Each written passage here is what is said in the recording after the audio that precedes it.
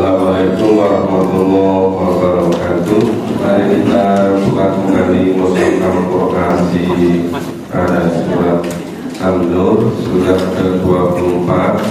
Kita lanjutkan mulai ayat 58 di akhir surat An-Nur, mulai ayat 58. A'udzu billahi minasyaitonir rajim.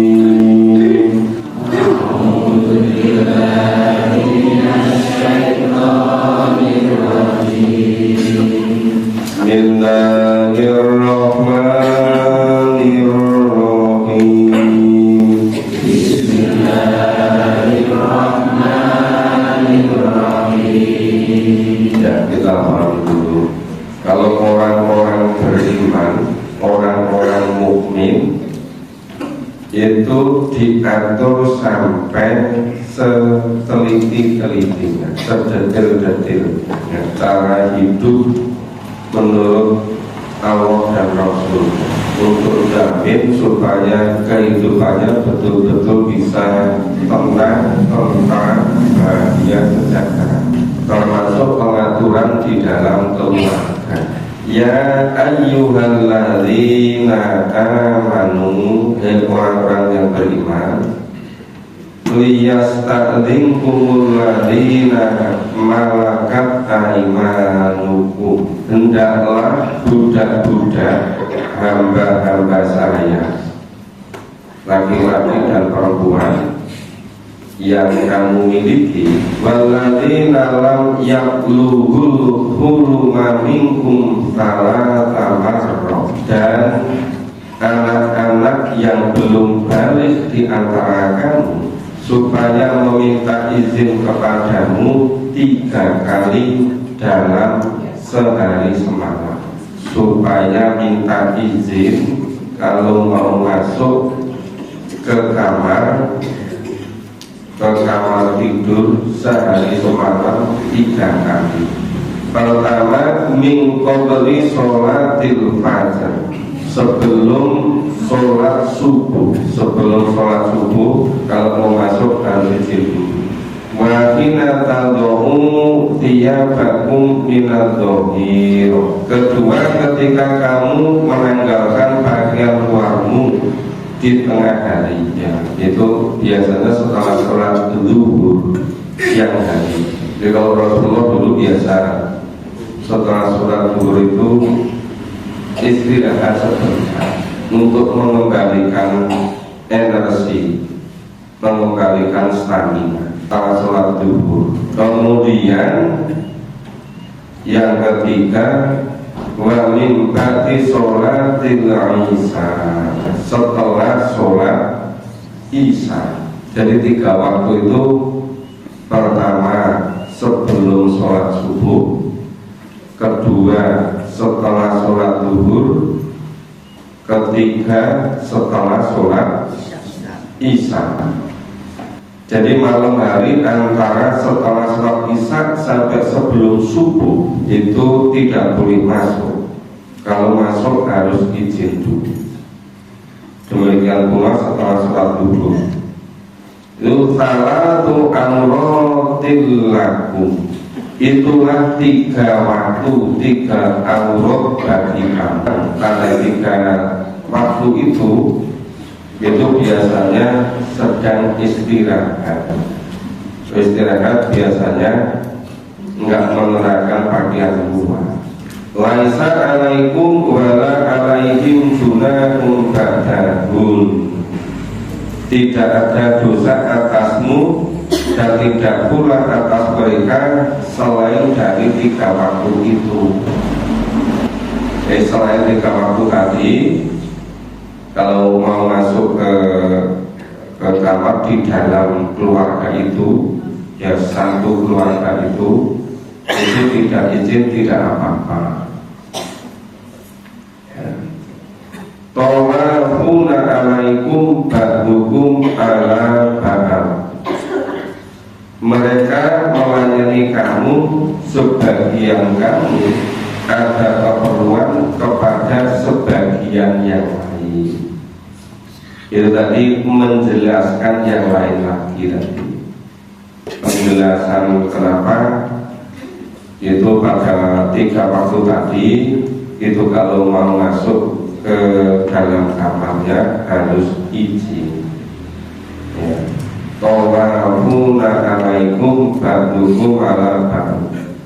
Kalau di luar itu mau membersihkan ya kamar, mau menata dan seterusnya itu dipersilakan. Kadzalika yubayyinullahu lakumul ayat. Demikianlah Allah menjelaskan ayat-ayatnya bagi kamu. Jadi ini dituntunkan. Jadi Islam itu memberi tuntunan sampai seteliti-teliti ini, sedetail-detail ini. Pengaturan di dalam keluarga diatur demikian rupa. Ya. Wallahu alimun hakim. Dan Allah Maha mengetahui lagi Maha bijaksana. Wa idza balaghal atfalu minkumul hulum. Dan apabila anak-anakmu telah sampai umur balik, falyasta'dinu kama sta'dana alladziina min qablihim, maka hendaklah mereka meminta izin seperti orang-orang yang sebelum mereka meminta izin. Ya. Maksudnya anak-anak dari orang-orang yang merdeka, yang bukan mahram, yang telah balik, harus meminta izin lebih dahulu. Kalau tidak masuk, ya tidak masuk ke kamar menurut cara orang-orang tersebut. Nah, jadi tadi yang di atas tadi yang di 58 tadi kan budak-budak dan anak-anak yang belum balik. Nah kalau sudah balik, nah kadzalika yubayyinullahu lakum ayat. Itu tadi ketentuan aturan dari Allah. Wallahu alimun hakim. Dan Allah Maha mengetahui lagi Maha bijaksana. Jadi aturan ini itu Allah tuntunkan, Allah atur itu untuk kebaikan keluarga itu. Nah kalau keluarga itu di dalam Islam itu menjadi sistem yang paling mendasar, sistem yang paling pokok. Kalau keluarganya itu bisa teratur, diatur dengan baik sesuai dengan tuntunan Allah dan Rasul, itu sistem yang lebih besar juga akan lebih baik. Sistem yang ada pada masyarakat,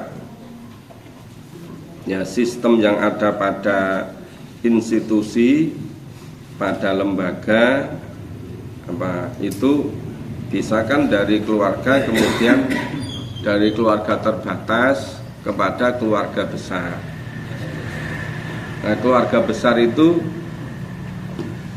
kalau di kita itu biasa ada pertemuan keluarga, misalnya pertemuan tra, kemudian ketika punya kerja. Nah, kemudian ada juga keluarga yang lebih luas dengan tetangga. Tetangga itu nanti bisa levelnya itu bisa lebih luas. Ya nah itu ada RT, RW, ada dusun, ada kelurahan. Kemudian sekarang yang lebih keluarga yang lebih dekat, bukan hanya dekat jaraknya, tapi seringkali dekat dalam berkomunikasi.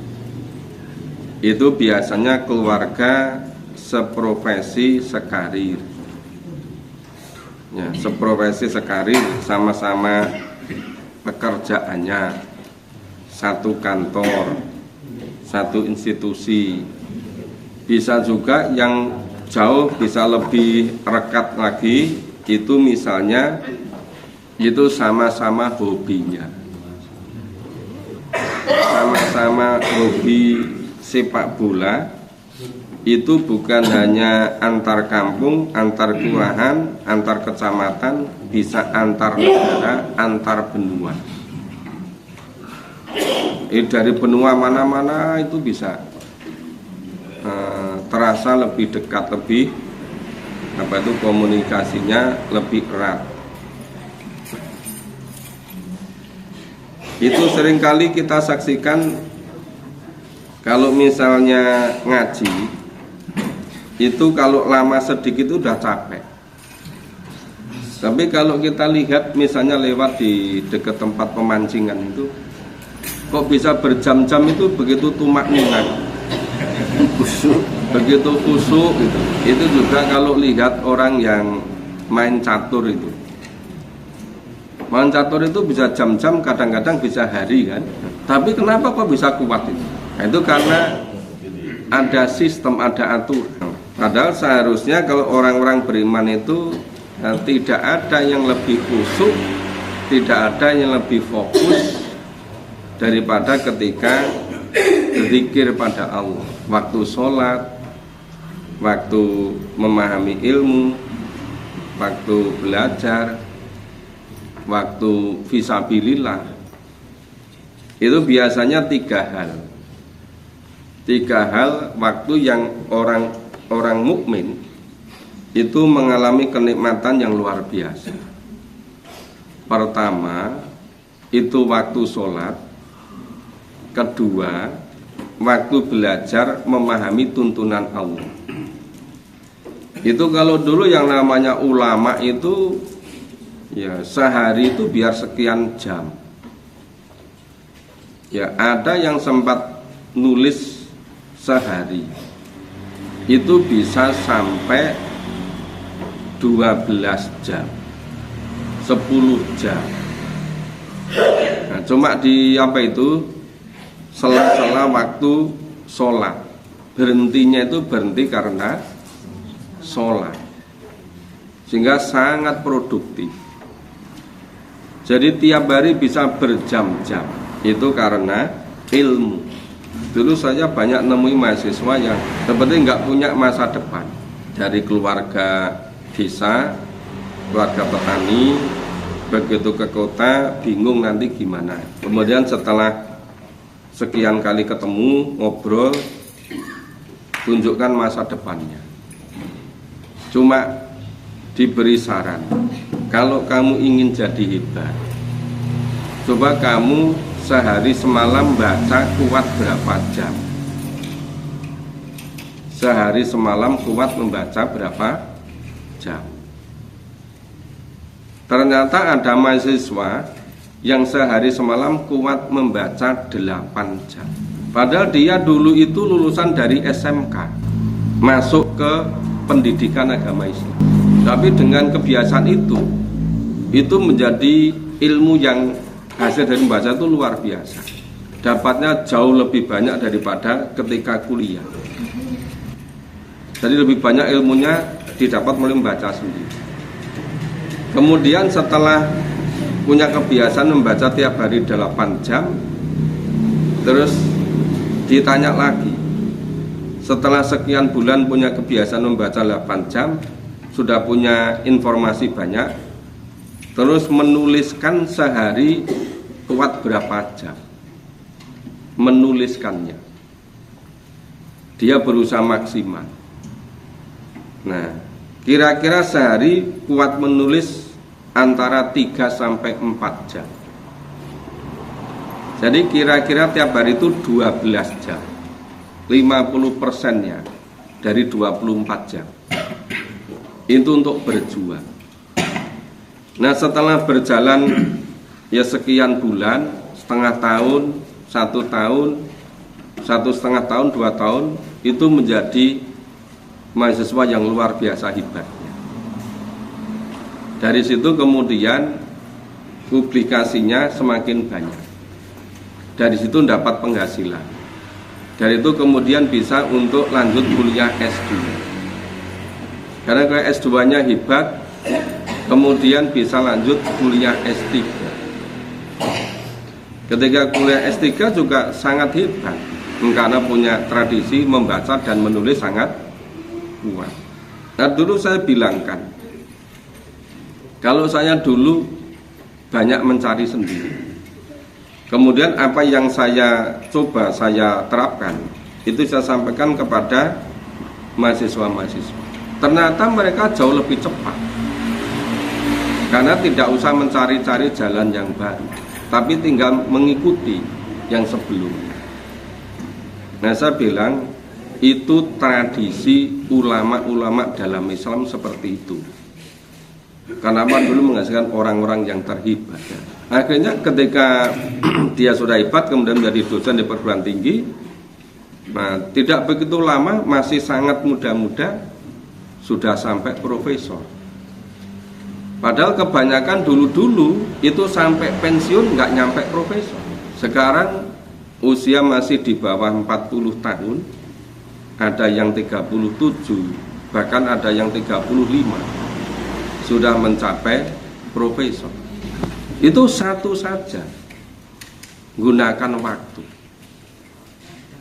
Jadi kembali tadi, orang yang beriman itu menikmati hidup itu 3 yang paling menghibur.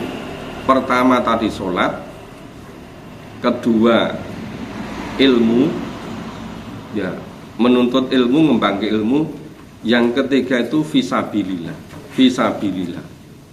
Nah 3 itu menjadikan hidup ini menjadi enak di dunia, menjadi terasa tidak bosan, hidup terasa nikmat.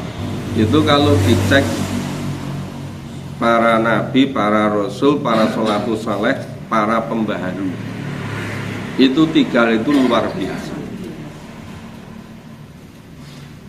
Tokoh-tokoh pembaharu di dunia Islam itu 3 hal itu. Maka ketika saya mendalami ini, orang-orang yang terlibat dalam Islam itu menemukan kenapa mereka punya cara hidup yang luar biasa hebatnya. Memang semuanya berangkatnya dari Quran dulu. Quran dituntaskan dulu. Saya itu kemudian terus tadi caranya seperti itu. Maka ketika akad malam kemarin di Gedung Kalam, sudah kami mulai bagaimana landasan ayat-ayat Quran yang dipilih yang bisa membangkitkan itu. Itu tentu kalau diteruskan lebih banyak lagi. A'udzu billahi minasyaitonir rajim. Ya, kita pahami ayat 60. Dan wanita-wanita yang sudah tua, yang sudah uzur, yang telah terhenti dari haid dan tidak akan mengandung lagi, yang tidak ada lagi keinginan untuk nikah, tidak adalah atas mereka dosa untuk menanggalkan pakaian mereka dengan tidak bermaksud menampakkan perhiasan, dan berlaku sopan adalah lebih baik bagi mereka, dan Allah Maha mendengar lagi Maha mengetahui. Ini kalau yang sudah usia lanjut, sudah selesai haid, sudah tidak akan mengandung lagi, sudah tidak akan ada kemauan untuk nikah lagi, itu ada keinginan, ada keringanan untuk bisa itu berpakaian luarnya itu tidak seperti ketika masih muda, ya bisa lebih longgar. Itu dengan syarat ya, tidak bermaksud menampakkan perhiasannya. perhiasan itu maksudnya auratnya, tidak bermaksud menampakkan auratnya, dan tetap berlaku sopan. Tapi yang kita saksikan yang seringkali terjadi itu terbalik-balik. Ketika sering dilihat di pemandangan di mana-mana, di daerah-daerah yang apa itu, yang retep Islamnya kuat, itu yang sepuh-sepuh, yang ibu-ibu itu pakaiannya berubah, pakaiannya itu menutup aurat dengan lengkap begitu keluar rumah. Tapi justru malah putrinya yang masih muda atau cucunya itu pergi bersama, itu malah tidak menutup aurat. Ya, apa pergi ke mall, apa pergi ke tempat kuliner, apa pergi tempat-tempat umum, seringkali didapati seperti itu. Ini jadi malah terbalik-balik. Yang nenek-nenek itu malah sangat hati-hati berpakaian, ya kan? Tapi yang gadis-gadis malah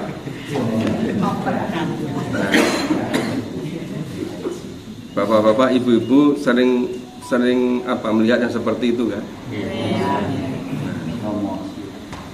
Ini sebetulnya ini bertolak belakang dengan tuntunan Allah ini. Jadi seringkali malah ketika masih muda itu tidak mau berpakaian menutup aurat secara lengkap. Alasannya macam-macam. Tapi begitu sudah betul-betul usia 50 tahun ke atas, malah selalu ya berukut pakaiannya itu. Nah, coba kalau kita lihat dengan ayat 60 ini. Kemudian yang ayat 61 itu tidak ada halangan bagi orang yang tidak bisa melihat, tidak pula bagi orang yang pincang, kemudian yang tidak pula bagi orang sakit, kemudian tidak pula bagi dirimu sendiri. Itu makan bersama-sama mereka di rumah kamu sendiri, atau di rumah bapak-bapakmu, di rumah ibu-ibumu, di rumah saudara-saudaramu yang laki-laki, di rumah saudara-saudaramu yang perempuan, di rumah saudara bapakmu yang laki-laki, di rumah saudara bapakmu yang perempuan, di rumah saudara ibumu yang laki-laki, di rumah saudara ibumu yang perempuan, di rumah yang kamu miliki kuncinya, rumah yang memang diserahkan penggunaannya untuk Anda, dan di rumah kawan-kawanmu. Itu tidak ada halangan bagi kamu makan bersama-sama mereka atau sendirian. Ini tadi yang dapat pengecualian: satu, yang tidak dapat melihat; dua, yang sakit kakinya pincang; tiga, bagi yang sakit; empat, kemudian tidak pula bagi dirimu sendiri, ya, maksudnya di tempat sendiri. Nah, itu yang pengecualian tadi itu enggak apa-apa. Itu makan bersama-sama tadi di rumah kamu sendiri, atau rumah bapak-bapakmu, di rumah ibu-ibumu, di rumah saudaramu yang laki-laki, di rumah saudaramu yang perempuan, di rumah saudara bapakmu yang laki-laki, di rumah saudara bapakmu yang perempuan, di rumah saudara ibumu yang laki-laki, di rumah saudara ibumu yang perempuan, di rumah yang kamu miliki kuncinya, atau di rumah kawan-kawanmu. Tidak ada halangan bagi kamu makan bersama-sama mereka atau sendirian. Maka apabila kamu memasuki suatu rumah dari rumah-rumah ini, hendaklah kamu memberi salam kepada penghuninya, yang berarti memberi salam kepada dirimu sendiri. Karena itu ya dianggap sudah keluarga dekat kan. Salam yang ditetapkan dari sisi Allah, yang diberi berkat lagi baik. Ya salam sebagaimana salam yang lengkap itu kan isinya doa, jadi saling mendoakan. Jadi kalau mengucapkan salam kepada orang lain, nanti yang lain menjawab, itu kan seperti mendoakan diri sendiri. Dari saling mendoakan. Nah, demikianlah Allah menjelaskan ayat-ayatnya bagimu agar kamu memahaminya. Jadi Islam itu ngatur demikian teliti, demikian rinci. Ya, keluarga itu betul-betul bisa dijamin, bisa tentram, damai, sejahtera, bahagia, tidak terjadi persoalan dalam berkomunikasi, tidak salah paham, karena diatur secara detail, secara rinci. Ini dilanjut masih bisa? Oke. A'udzu billahi minasyaitonir rajim. Ini 3 ayat ini sangat penting untuk membentuk sistem dalam Islam. Innamal mu'minuna alladzina amanu billahi wa rusuli. Sesungguhnya yang sebenar-benarnya orang mukmin, yaitu orang-orang yang beriman kepada Allah dan Rasul-Nya. Wa idza kanu ma'hu ala amrin jamil lam yadhhabu hatta yasta'din.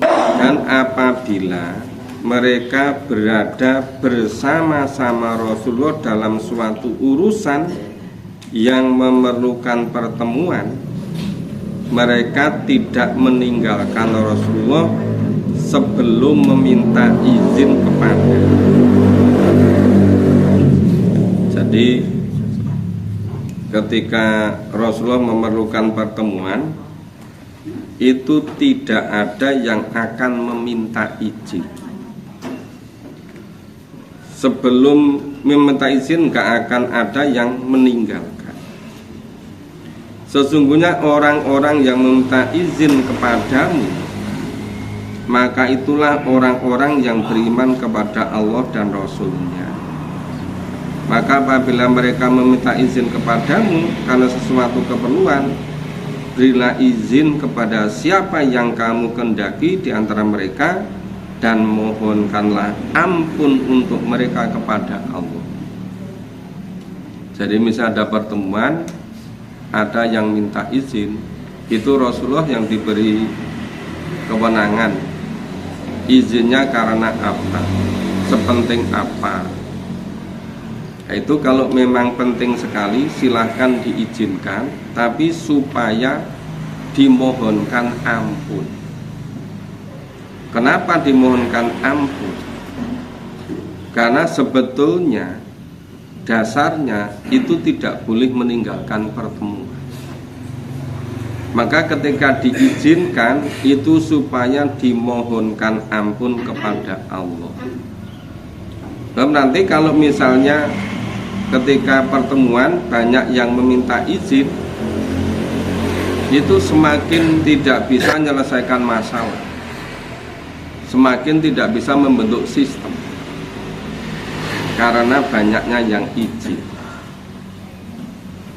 Sesungguhnya Allah Maha Pengampun lagi Maha Penyayang. Memang kalau zaman Rasulullah dan orang-orang Islam berikutnya itu bisa fokus, tidak terlalu banyak sistem. Nah, beda dengan zaman sekarang. Zaman sekarang itu sistemnya luar biasa banyaknya. Jadi kadang-kadang kegiatan itu tiap hari itu dari satu pertemuan ke pertemuan berikutnya. Kalau diikuti sehari bisa pertemuan lebih dari 5 kali. Padahal pertemuan-pertemuan itu seringkali tidak produktif karena terlalu banyaknya. Karena sebetulnya pertemuan-pertemuan itu bisa diselesaikan ketika sebelum atau sesudah ada kajian. Tapi seringkali pertemuan itu lebih banyak, lebih sering frekuensinya daripada esensi bangun sistem itu sendiri. Nah, itu yang menjadikan tidak produktif. Ada yang istiqomah ngaji yang sudah sangat sepuh, itu ketika hari Minggu itu bisa lebih dari 6 kegiatan. Diceritakan pada saya, pagi di masjid, agak siang sedikit katanya pertemuan haji. Pertemuan haji aja itu bisa sehari 2 kali. Satu misalnya pertemuan haji pas kelompoknya, satu lagi pertemuan haji pas itu tingkat kelurahan apa kecamatan. Terus nanti ada pertemuan lagi agak siang sedikit, katanya pertemuan pertemuan keluarga. Terus nanti habis sholat asar ada kajian di masjid dekat rumahnya. Nanti malam ada lagi. Nah, itu kemudian cobalah itu dipilih mana yang kira-kira betul-betul menyiapkan untuk akhiratnya. Karena waktu hidup di dunia tidak lama. Perlu dipilih mana yang kira-kira betul-betul bisa mengantarkan ke surga. Jangan sekedar setiap undangan, setiap pertemuan ikut itu. Nanti bisa tidak fokus. Terus juga dipertimbangkan kesehatan, stamina, kondisi badan. Kalau usia sudah di atas 80, sehari bisa pertemuan sekian kali. Nah, itu saya kira perlu ketika disampaikan pada saya, itu tadi saya sarankan cobalah itu betul-betul dipilih yang kira-kira bisa menjamin untuk menyelamatkan di akhiratnya selama-lamanya. Nah, tampaknya dengan demikian sudah semakin jelas, semakin mudah mana memilih kegiatan yang betul-betul bisa menyelamatkan di akhiratnya. Dan janganlah kamu jadikan panggilan Rasul di antara kamu seperti panggilan sebagian kamu kepada sebagian yang lain. Sesungguhnya Allah telah mengetahui orang-orang yang berangsur-angsur pergi di antara kamu dengan berlindung kepada kawannya. Maka hendaklah orang-orang yang menyalahi perintah Rasul takut akan ditimpa cobaan dan ditimpa azab yang pedih. Jadi kalau memang ada keperluan, dia harus menyampaikan, tidak militer-militer kemudian pergi. Nah, itu adab ketika membangun sistem dalam Islam. Demikian pula kalau komunikasi ya tentu bisa lebih dewasa, bisa lebih bijak. Ini komunikasi dengan siapa misalnya. Itu diatur demikian rupa. Ini ayat yang terakhir, ala innalillahi ma fis samawati wal ard. Ketahuilah sesungguhnya kepunyaan Allah lah apa semuanya yang ada di langit dan ada di bumi. Sesungguhnya Allah mengetahui keadaan kamu berada di dalamnya.